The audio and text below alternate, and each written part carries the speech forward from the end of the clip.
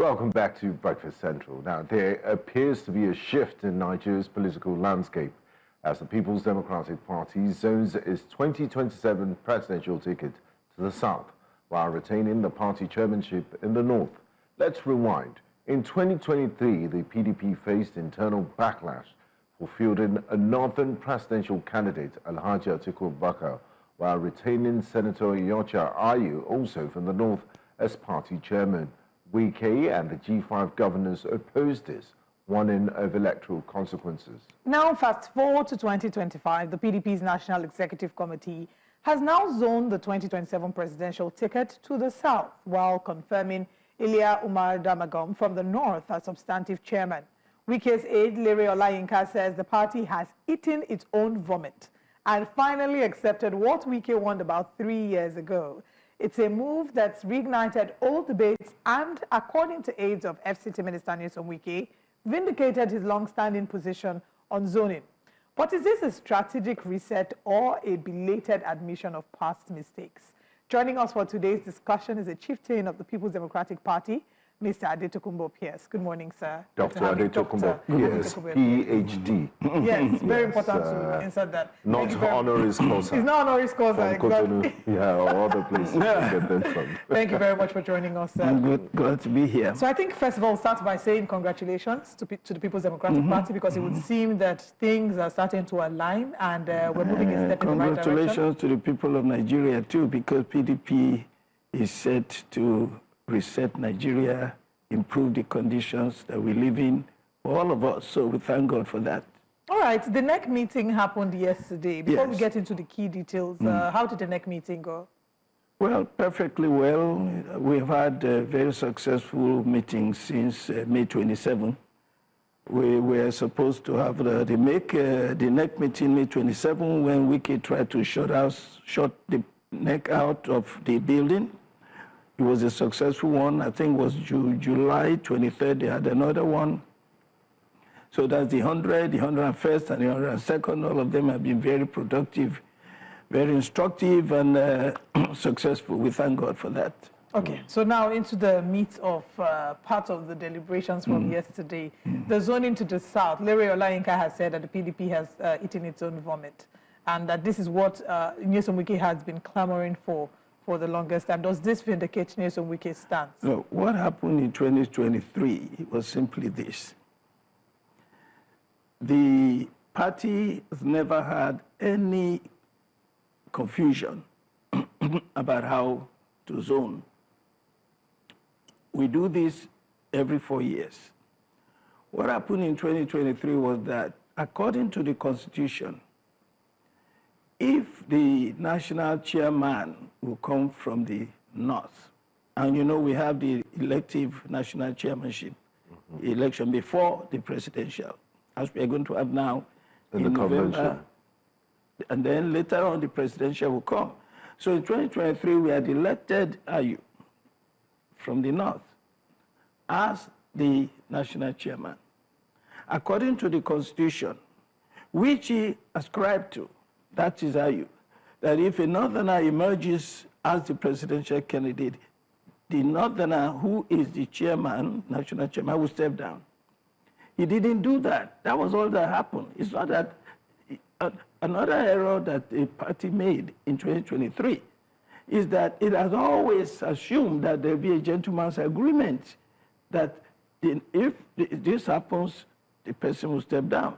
Ayu didn't step down. Wike did not say, there was no reason for him to say that the presidential should have been zoned to the south. It was not zoned. What happened was that, according to the arrangement, if another emerges, Ayu was supposed to step down. And then the northerner will still contest. You know, the presidency was going to be the person who won the primaries, and that was Atiku Abubakar. That had nothing to do with zoning. You understand me? But knowing how the things work, should the nomination form, knowing that you're already, because the chairmanship of the party preceded the presidential elections, shouldn't that have automatically disqualified them from even selling nomination forms to a northern candidate in the first place?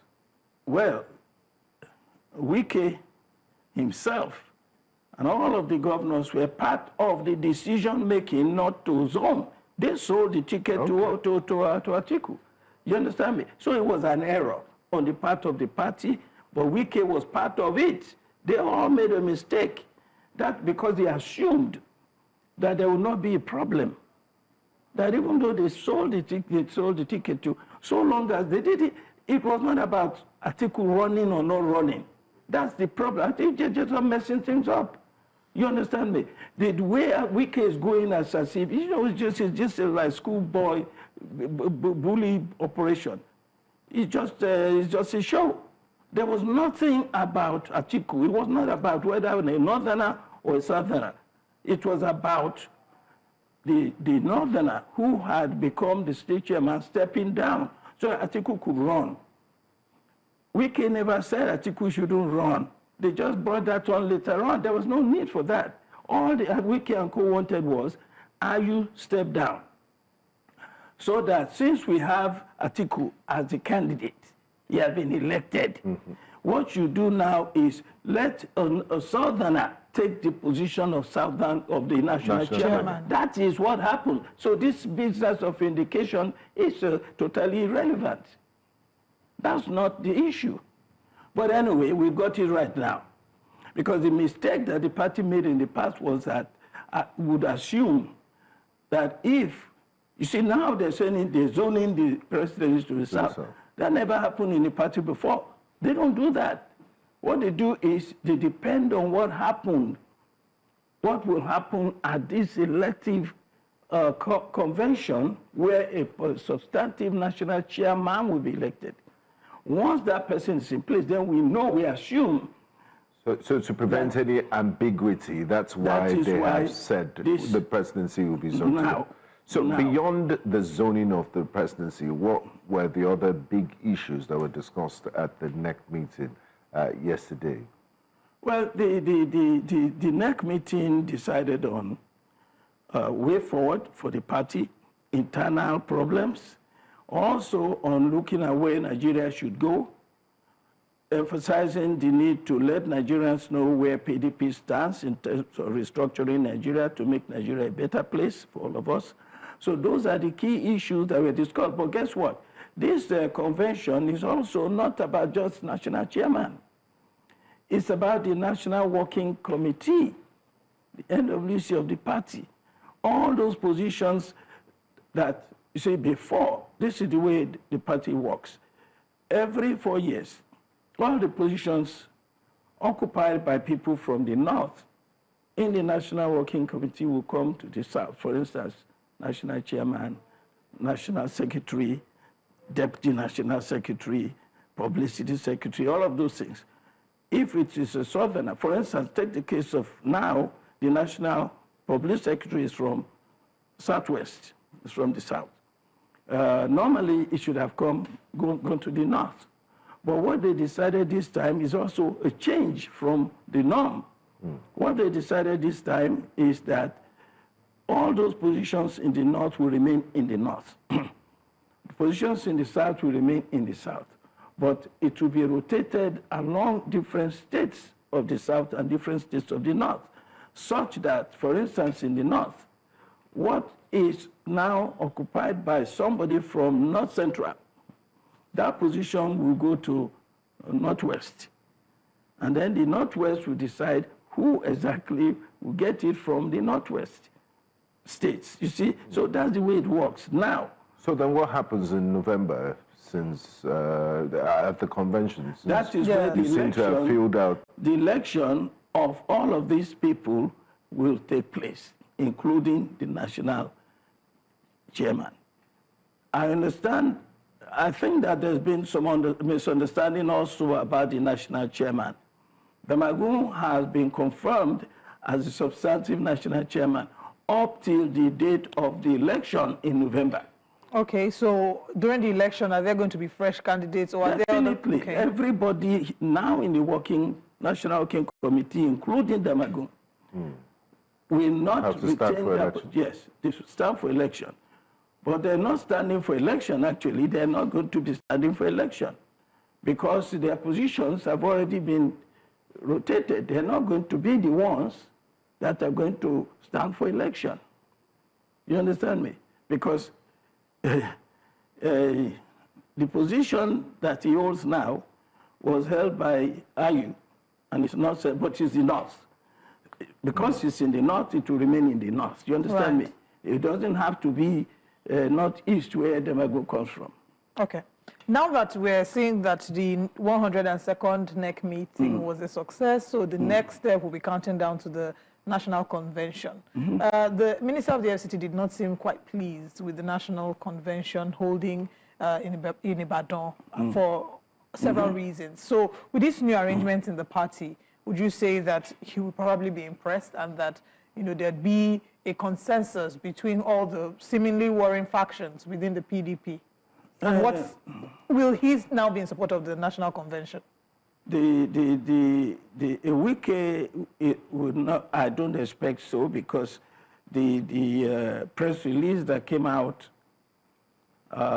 when the zoning committee met in Lagos from the Wike group was that they rejected it, that it was illegal, it was not right. And the reason being that Wike is complaining that people, elected officers from the South-South and the Southeast were not included in the meeting. And that is totally an error. It's false, very false. What happened is that we should understand the way this is going on with Wike and co. What happened is that he had conducted an election in the South-South and Southeast by himself, not authorized by the National Working Committee. So the people that he claims are elected officers of the party are not actually elected officers of the party, they were elected by him. And he's complaining that those people elected by him should be part of the meetings of the party. And the party said no. That is what is going on. By the way, when he made a list of all the people that were not at the meeting, let me tell you the people that were at the meeting, to tell you that there was a proper representation from the Southeast and the South-South at the meeting. But he had his own list of people who were from the South-South and Southeast who are not recognized by the party, by the main body. That is what happened. Because at that meeting, where he complained that Sasa was not represented, look, Ouabara was there, the BOT chairman is from the Southeast. The Governor Diri was there, South-South. The deputy governor of Enugu State was there, Southeast. Former governor of Ebonyi was there, Southeast. The zonal chairman of Southeast, that's the highest rank of in the party from Southeast, was there. The South-South was there. The Southwest was there. 12 out of the 17 members of the zoning committee from the South-South were present. The caucus leader of the party at the House of Reps was present. All our senators were present. That is apart from Governor Makinde and Adeleke and others who were there. So, Wike is just...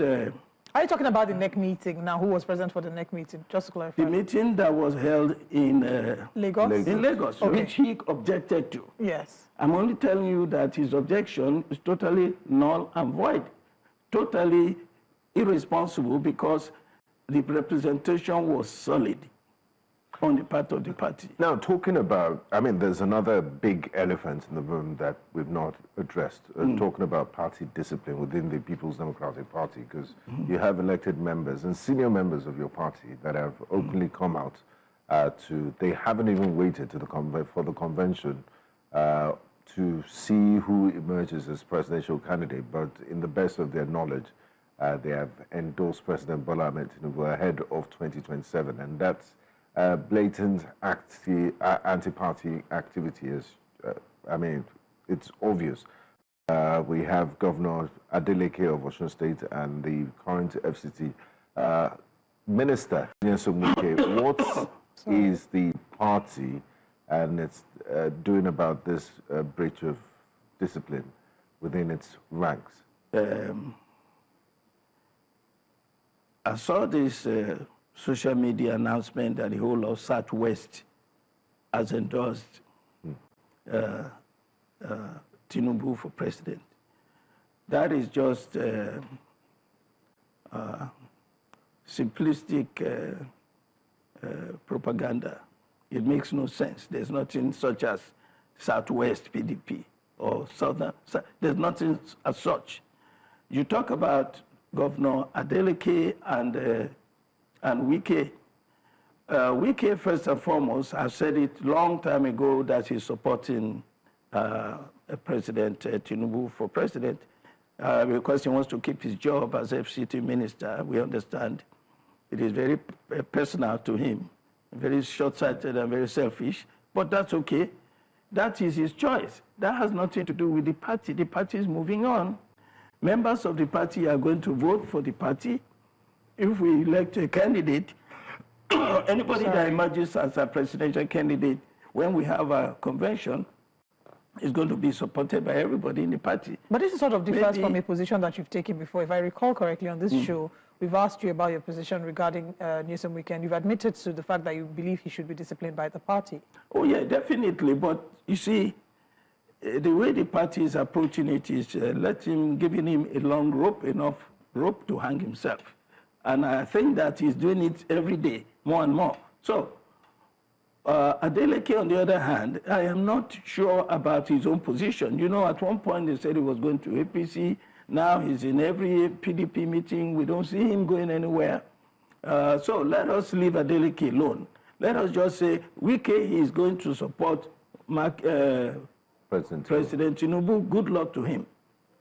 Okay. But if you leave him within your fold, don't you think he could destabilize the harmony within the party? He cannot destabilize anything. He has done his worst. Beyond he has taken all his punches and we're still going strong. May 27, he tried to stop us from having our neck meeting, we had it. July 23rd, he tried to stop it, we had it. This last one, I've just told you, everything is in place in spite of him. He says he's going to have a parallel convention. Now, how is that possible? How do you have a convention when you don't have a political party? When you are not registered with INEC? Will INEC come and, what will he say his convention is about? Who will be there?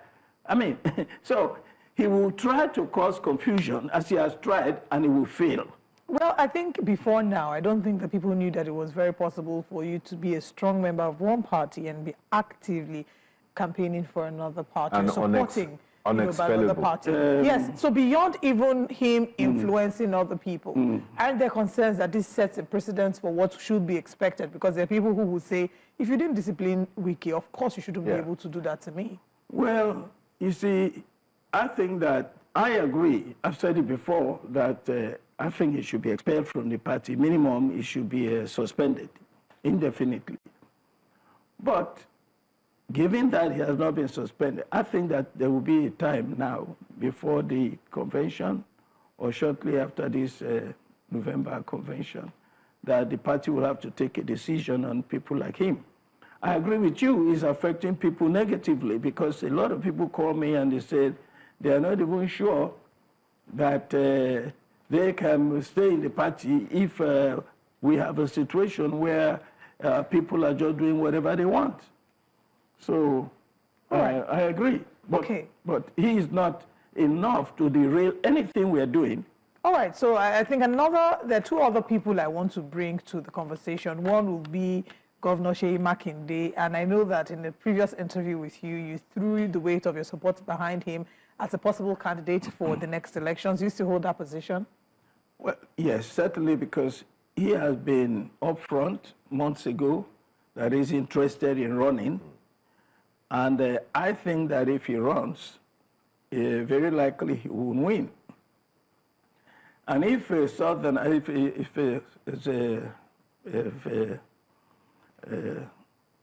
Southwest candidate, such as Makinde, runs, it will be a great advantage for PDP to defeat Tinubu because he will cut into the votes. 2.5 million votes that Tinubu had in the Southwest will be reduced at least by half. Makinde is even likely to defeat him in the Southwest. But whatever happens, he will get a chunk of the Southwest votes, which made Tinubu what he is. What is left for Tinubu now is the North. Northwest, he got 2.6 million votes. Now, as everybody knows, he knows himself that he's having serious problems in the North. A lot of people leaving APC, they're leaving APC, big wigs in APC are leaving and going to ADC. So all of that is working in favor of a Southwest presidential candidate in the PDP. And I think that if Makinde runs, he certainly, as we stand now, as things stand, he is certainly the favorite to win the ticket. When you say that he's the favorite, that is primarily your position. Sure. But do the key figures within the People's Democratic Party also hold this perspective? Does he wield that level of influence within the party? For the last 2 years, I would say, he has been the most prominent figure in PDP nationally, not only because of his performance in Oyo State, but because of the way he has funded and encouraged and helped to develop systems in PDP. The People's Democratic Institute, that was really moribund at one point, wasn't really active, he brought it back to life. He has given the party secretariat, big secretariat in the Southwest. He has been everywhere, every governor's forum, everything that the party is doing, he's been very active. So he's very popular in the party, very influential in the party. So I see him winning. And you know something about politics is when you are running, it's just like in sports. It is who you are running against. No matter how weak you appear to be, who are you running against? If they are weaker than you, you win.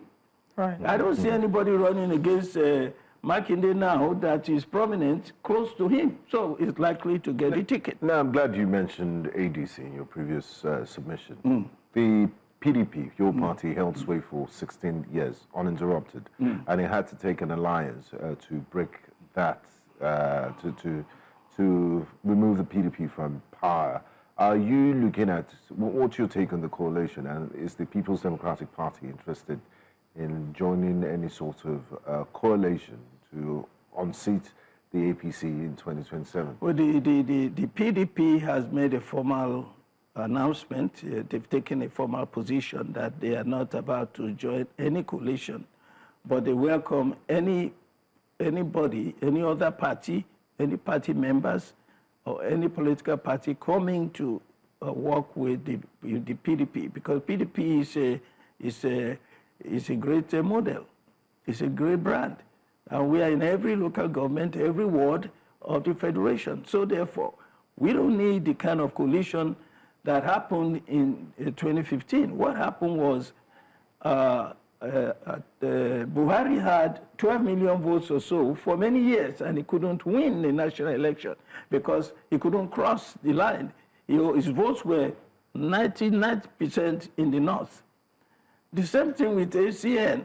Tinubu had about 3 million votes only in the southwest, so he couldn't win a national election. So they had to come together to have a national spread. PDP already has a national spread.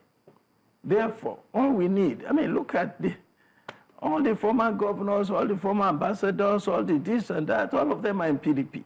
Even the ones that are causing trouble in APC now are people that ran away from PDP. Okay. Because they couldn't get protection from Jonathan. All right. They have EFCC problem, they ran to APC. APC is protecting them. Those are the ones in APC now. So the way we are, the PDP is waxing strong. All right, we'll come back every to meeting. Probe a little further into that when we come back from this break. We're going on a very quick break, and when we come back, we'll still be looking at the PDP and some of the issues that it's dealt with, as well as the way forward. Stay with us. Welcome back to Breakfast Central. Before we went on the break, we're looking at the People's Democratic Party, their successful conducting of their 102nd NEC meeting, the plans for the convention, where the party is, and what the party aspires to be. And we're joined by Dr. Tokunbo Pearse. Thank you very much for being with us today. Before we went on that break, my colleague had asked you about the ADC, and I want to probe a little further. Alhaji Atiku Abubakar was once a member of the People's Democratic Party. He's now moved on to the ADC and has now declared interest. He's declared his intention to run for office. You are going to be throwing your support behind Seyi Makinde, who is not yet officially the flag bearer of the party. I guess in the next few months we'll find out who the official flag bearer of the party will be. But would you say, you said that you believe that Governor Seyi Makinde would be able to hold his fort against President Bola Ahmed Tinubu at the 2027 elections? What if Governor His Excellency Alhaji Atiku Abubakar becomes the flag bearer for the ADC? Do you think that that will pose a challenge? The ADC, as of now, is not even a properly formed structure. Atiku is still talking about not having party card. Anyway, let us assume the party becomes properly organized by the time we go for election. I don't see how the ADC, a new political party, with all these heavyweights that are already clashing, by the way, we don't know, Obi there's also the Peter Obi factor. Yes. Obi wants to be, he wants the ticket, he doesn't want to run primaries. Atiku is ready to run primaries. The way things are going now, Atiku's people are coming in from the north every day, so many of them joining ADC, preparing to run for election and win. They're going to be delegates, so that he'll have the delegates, is likely to get elected, but the party will be weakened no matter what happens. There's no unity in this party. By the way, something that I just found out on my way here, our members that are leaving the PDP and going to ADC are already clashing. They're fighting over leadership there. Dr. Gunkelu led one group. After Rahman Okorinro led one group before him. So Okorinro is now claiming that he should be the leader because he went in first. And Dr. Gunkelu has already gone to meet Aregbesola. And I tell you something, they are all making a big mistake. Aregbesola does not do politics for money. Many of our people going there from PDP are people who are disgruntled because they are not making money in PDP. They think they're going to make money from Atiku because they are going to ADC, they are going to meet Aregbesola there, they have a problem.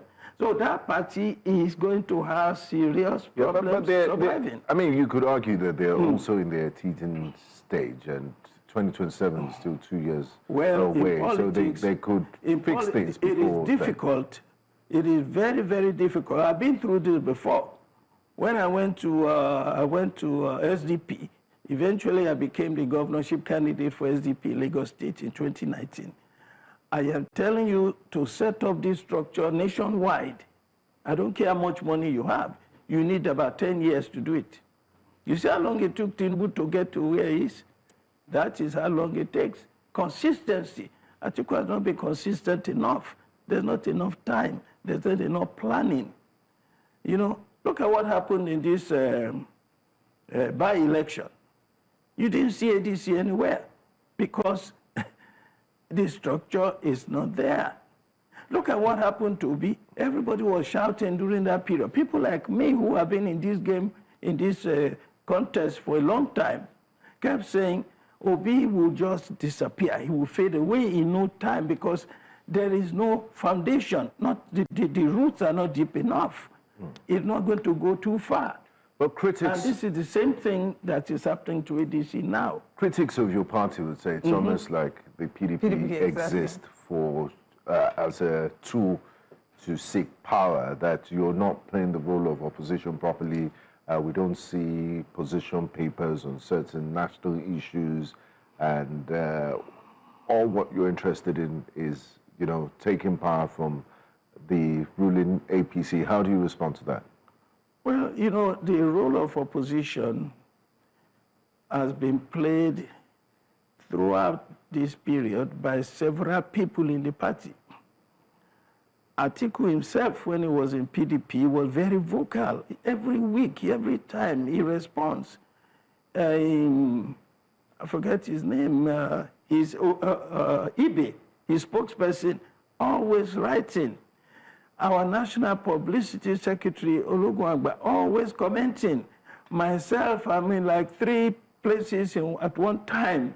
We've been doing all this. You see, the difference between the PDP in opposition and APC in opposition is simply this. The PDP in opposition is a very organized, very disciplined, very democratic and civil way of doing opposition. When APC was in opposition, I remember Lai Mohammed. It was like war and falsehood, lies, propaganda, manipulation of information, discrediting people even when they were, and threatening to take over power.